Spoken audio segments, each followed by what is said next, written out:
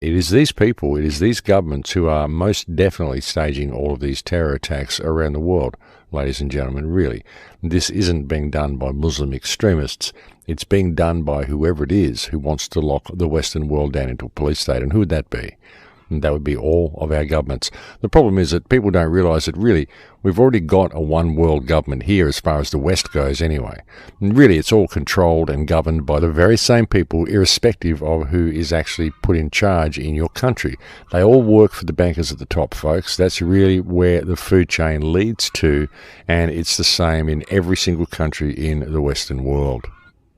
And everything just seems to be happening according to plan, folks. They were quite behind for a lot of their plans for a long time, and they still are quite behind in their plans, but they are certainly making up for it at the moment because things are ramping up incredibly quickly in all of our countries. I was speaking to someone in Thailand, and it's the same there. It's the same in Indonesia. We're seeing a massive ramping up of police presence in Indonesia.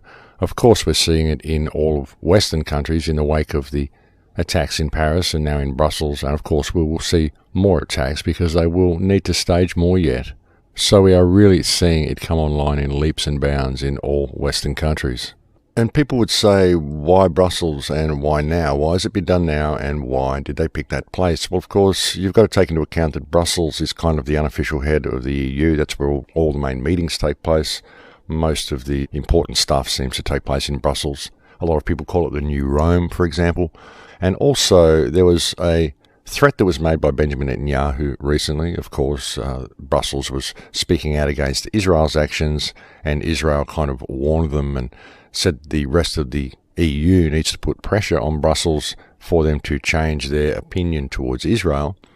And, all of these things support what the Israeli agenda is. They all support the Kalugi plan. They all serve to escalate the war on terror, the war in the Middle East, which is essentially a war for Greater Israel. Let's not forget that I think it was in December 2015, Brussels also said that they were going to withdraw support for Israel. They were going to stop sending bombs down there to them. There was also a report that came out, I think it was in the Jerusalem Post, where a Israeli foreign minister actually said that this attack was the result of them putting labeling on Israeli products that come from settlements on their stores. They said they were paying too much attention to labeling their products and not enough attention to Islamic extremists. Of course, the word Islamist has been bandied about instantaneously as soon as the blast went off, when these attacks are nothing to do with Islam. And even if they're terrorists, shouldn't you first establish who the terrorists are before you start talking about their religious persuasion? That would sort of make a lot of sense to me. But it's always Islamist, Islamist, Islamist. And as I've said so many times, whoever's carrying out these attacks, these are not Islamists. And if it is anything to do with Islam, then it is this Wahhabist Takfiri version of Islam, which is a Western creation, which comes out of countries such as Saudi Arabia. And it isn't your normal version of Islam. So, people really need to look at this, folks. All of these attacks happen, and they all serve the globalist agenda. They all happen right on cue, and they all bring in the laws that the globalists want to bring in.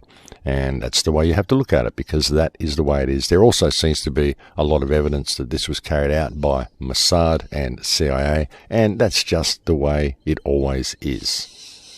You've got to look at history, folks, and you see how many false flag attacks have been staged, how many have been staged by Mossad, and you really start to see this agenda, and it becomes very, very predictable. I haven't heard yet whether there's been any passports found, but it wouldn't surprise me if there is still some passports found, although that may be getting a little old for them. They may not be able to continue to explain how these terrorists always seem to have these bomb-proof passports. So maybe that one's wearing a little thin and we won't get any passports from this event. That would be disappointing, wouldn't it? Perhaps these supposed terrorists forgot this vital piece of identifying equipment when they went to bomb the places that they allegedly bombed. Because after all, folks, it seems to be standard at every terrorist event to find a passport. We'll just have to wait and see, or perhaps I've missed it and they've found one already. Who knows, folks? Who knows? In displays as theatrical as this, I would suggest that just about anything is possible. And of course, all the hallmarks of a hoax are quite visible in these attacks as well, folks. It should be noted that the bomb went off at 9:11, and the blast happened on the 22nd of March 3rd, 3:22, Skull and Bones. And it also happened on the day when they were due to hold talks on Palestine in Brussels. That information was sent to me by a friend on Facebook, so I appreciate that information. And it's quite interesting, folks. When you look at these events, you really can see them for their theatrical nature. And it's really important to see the theatrics in all of these events, folks, because that's what it is. It's theatre for the masses. It's about ramping up the system, but it's also about instilling terror into people as well and instilling fear into people. They have to get people scared of a terrorist hiding around every corner and get people used to doing what they're told. Even in Australian schools here, there's been some very insidious activity going on that I've heard from many young parents that I know. There's been many bomb threats made to Australian schools recently. Apparently there's one every week. There's a bomb threat made to a school somewhere in Australia. I don't know who's doing it, but every one of these calls is a hoax call. And what is happening is the school is going into lockdown. The schools are ringing the parents and saying, okay, there's been a bomb threat to the school and the school is now in lockdown. Do not come to the school. We're keeping your children safe.